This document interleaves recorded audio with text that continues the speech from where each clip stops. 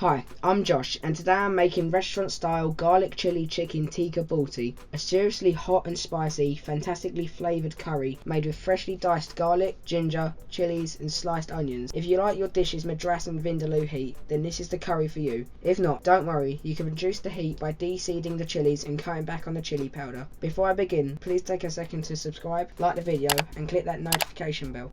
Thanks. To begin, heat the oil on a medium heat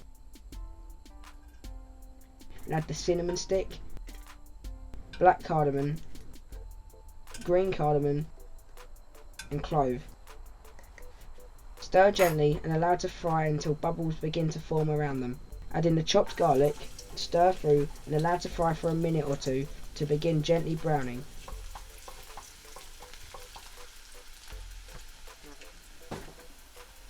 Now add the onion, stir through well and allow to fry for around 3 to 5 minutes until beginning to soften and brown.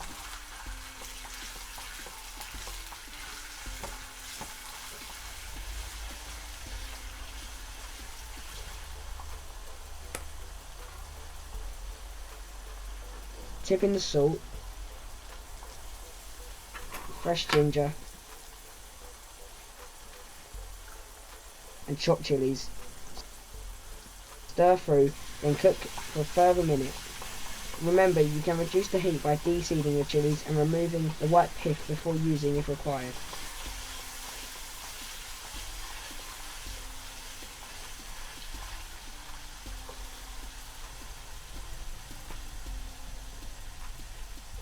Now add the watered down tomato puree, chilli powder, mix powder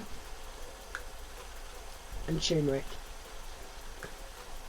Stir through, then allow to cook for 60 seconds, adding a little base gravy if required to keep things moving.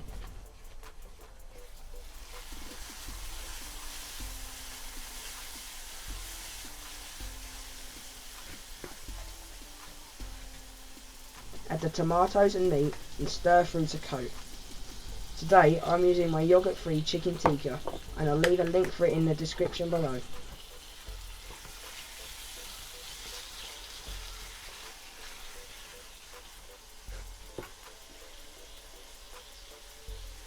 Now add half the heated base gravy, stir through, allow to cook for a minute or two, then add the rest.